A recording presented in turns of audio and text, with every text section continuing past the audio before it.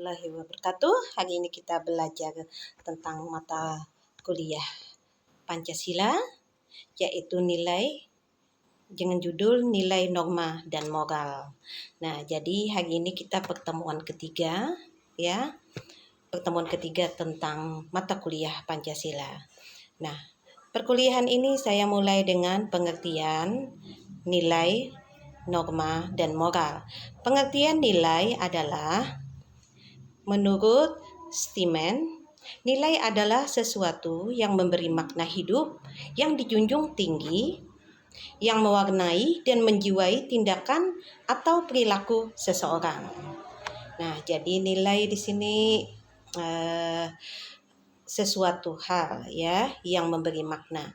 Kemudian menurut Lamizan, nilai adalah penghargaan, penghormatan, atau kualitas terhadap sesuatu yang dapat bermanfaat, menyenangkan, memuaskan, menarik, atau sebagai sistem keyakinan. Nah, jadi semua hal yang berupa dengan penghargaan itu nilai. Nah, kadang kita seringkali membuat narasi bahwasanya itu sangat berharga, nilainya sangat berharga, sangat bernilai, kehormatannya sangat bernilai gitu. Nah, itu juga bisa dikatakan sebagai nilai. Adapun sifat dan jenis nilai, yang pertama itu bersifat relatif, artinya nilai bergantung oleh tempat dan waktu. Ya.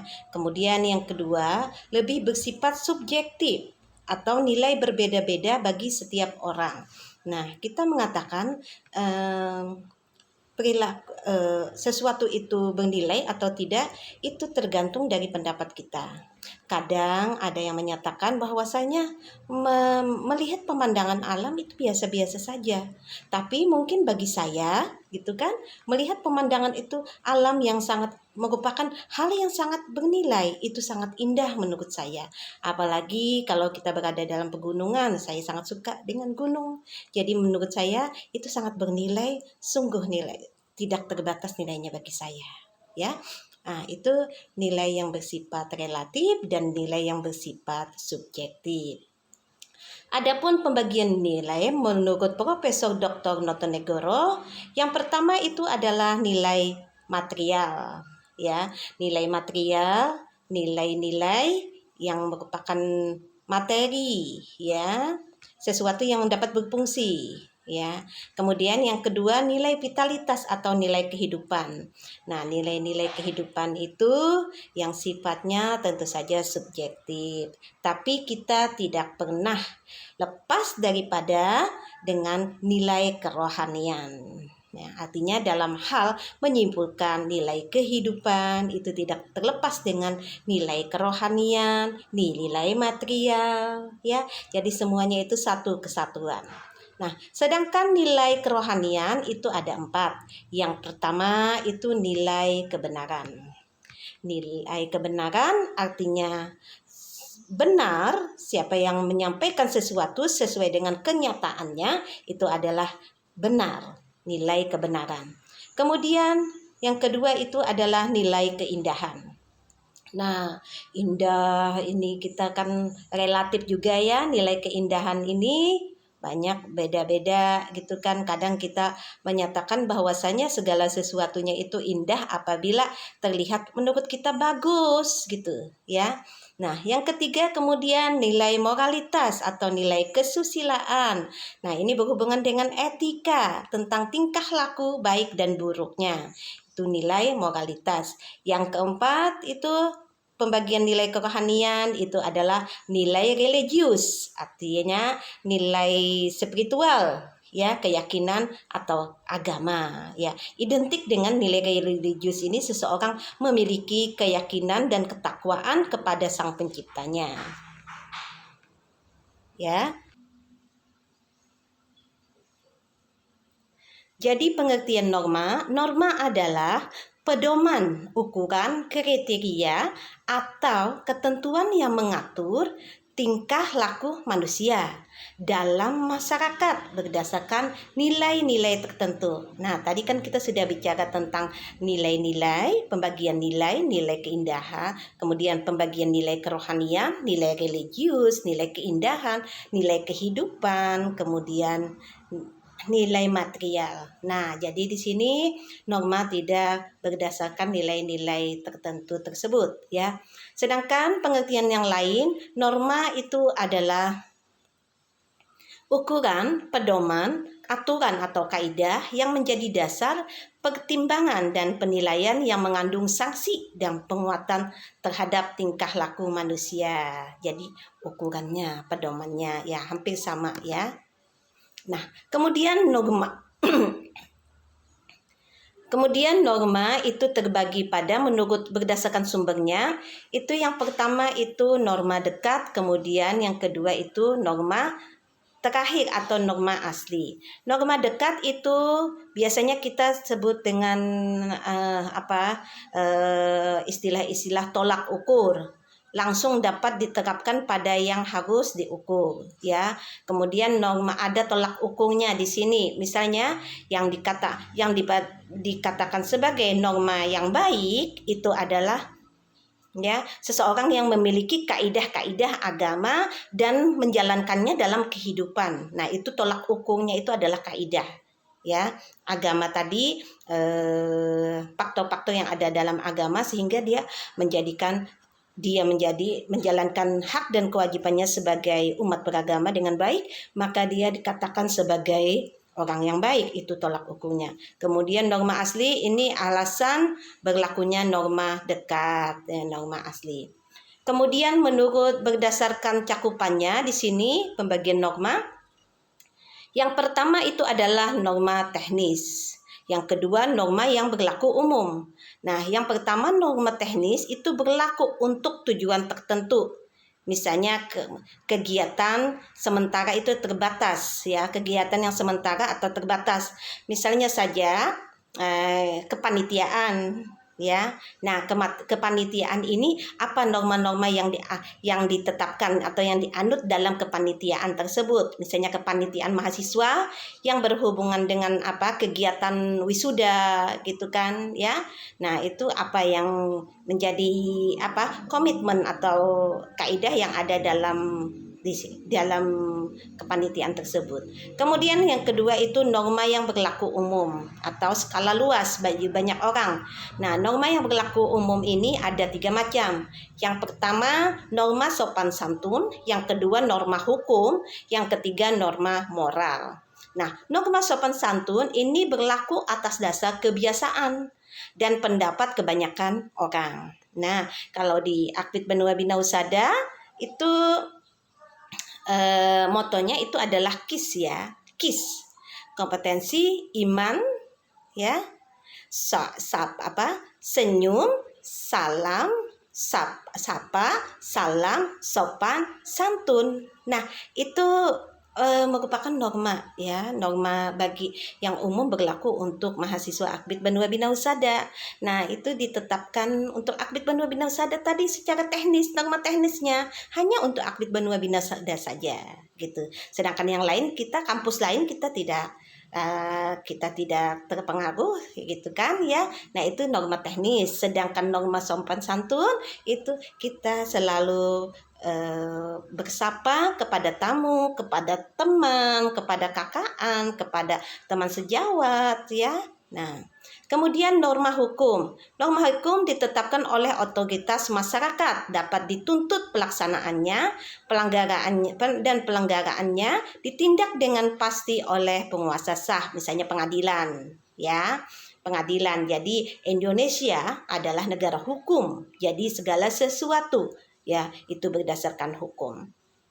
Kemudian norma moral. Di sini merangsang orang berperilaku berdasarkan ajaran, prinsip moral yang ditetapkan agama masyarakat. Di sini bertujuan mengarahkan orang pada tujuan terakhir hidup manusia, benar, misalnya terakhir pada tujuan atau keputusan terakhir manusia ya, bukan hidup ya itu ya.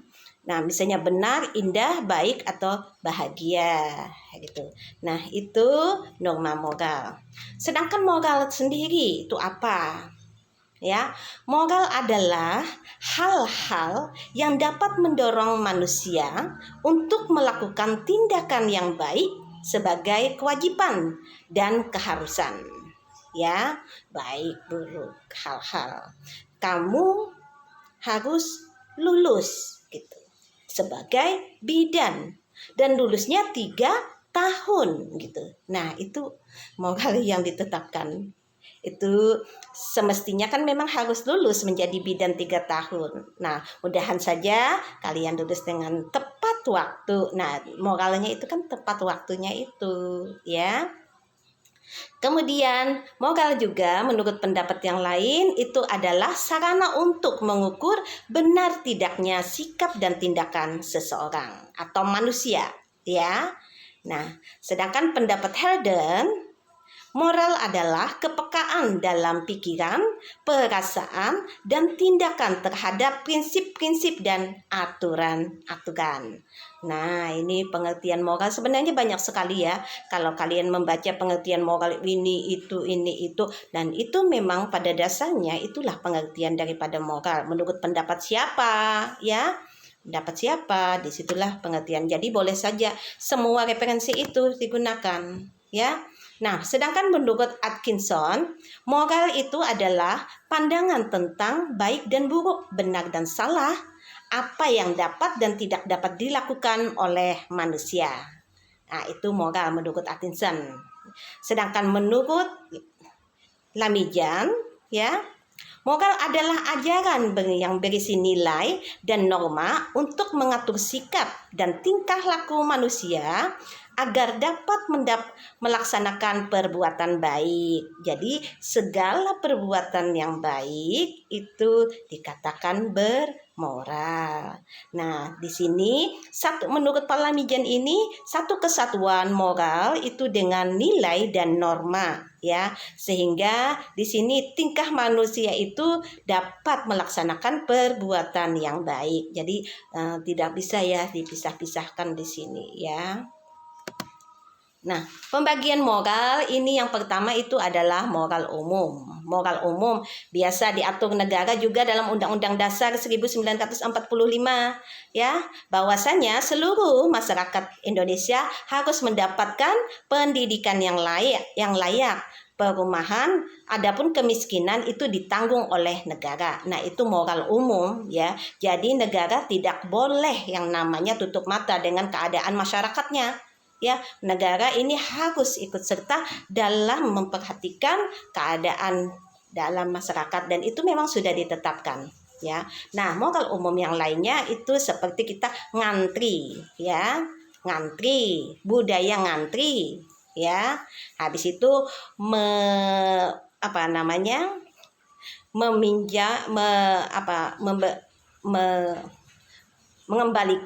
pinjaman baik itu buku atau hal yang lainnya itu sesuai dengan tepat waktu. Artinya kita jaga dengan baik, di sini kita sudah dipinjamkan masa masih rusak-rusak juga, gitu kan. Nah, kemudian moral khusus ini kita contohkan dengan etika profesi. Misalnya etika profesi bidan, etika profesi dokter, etika profesi wartawan, etika profesi advokat, etika profesi guru atau dosen. Sebentar dulu ya, ini hujan nih. Nah, itu etika profesi. Bagaimana etika profesi bidan? Berarti di sini yang menjalankan etika profesi ini secara moralnya itu harus, ya, profesi bidan berarti bidan menjalankan itu harus sesuai dengan standar-standar kebidanan. Ya, jangan sampai malpraktek, ya. Kemudian jangan sampai malpraktek itu yang lagi rame, ya, jangan sampai seperti itu. Karena bidan itu adalah menolong, ya, menolong dan partner daripada kesehatan ibu dan anak. Nah, ini moral khusus, ya. Nah, adapun hubungan nilai, norma dan moral itu pada akhirnya itu berhubungan dengan memutuskan ya bagaimana sikap dan perilaku manusia. Kalau seseorang memiliki nilai pandangan yang baik ya, kemudian memiliki kaidahnya atau keyakinan di sini, kemudian dilaksanakan sesuai dengan standarnya dan ada yang namanya rambu-rambu di sini ya untuk melakukan sesuatu, maka sikap dan perilakunya sebagai manusia juga itu bisa dengan perilakunya sebagai manusia itu baik ya. Nah, begitu juga nilai-nilai kebidanan ya, nilai seorang bidan. Bidan adalah penolong menurut masyarakat nilainya ya. Kemudian nilai bidan itu juga penuh dengan keindahan. Kenapa? Nilai keindahan karena seorang bidan itu membantu seorang ibu untuk melahirkan dalam persalinan. Itu sangat indah, merupakan hal yang merupakan anugerah dari Tuhan, dari Allah Subhanahu wa taala ya. Nah, itu saya anggap itu sangat indah sekali pada saat seorang bidan membantu persalinan seorang ibu sehingga seorang ibu memiliki anak yang sehat ya, anak yang nantinya sukses, itu sungguh luar biasa. Nah, normal di sini seorang bidan ya harus memiliki kaidah. Artinya kaidah norma seorang bidan itu karena dia nilainya itu adalah sebagai penolong, kaidah nilai materinya itu, nilai materialnya itu adalah fungsi kewajiban bidan secara moral.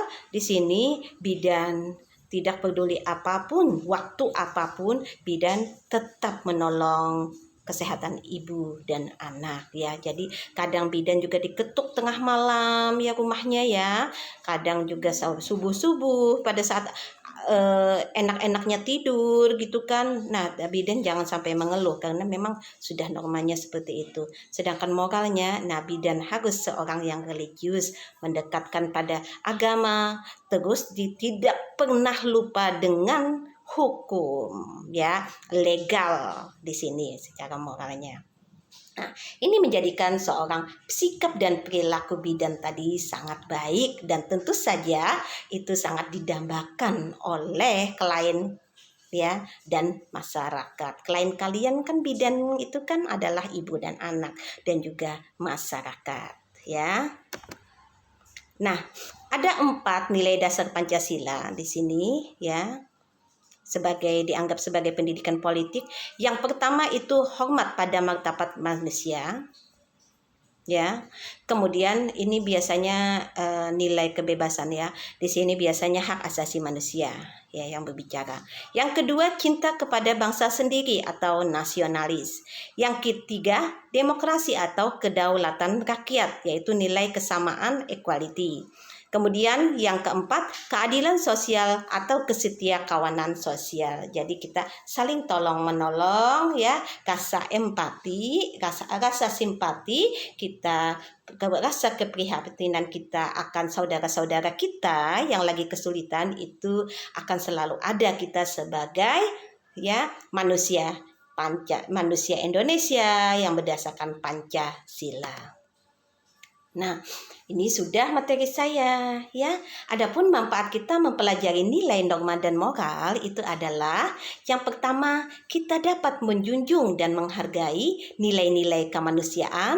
Kemudian yang kedua, kita lebih toleran atau etis, santun ya dan adil dalam bersikap dan bertindak.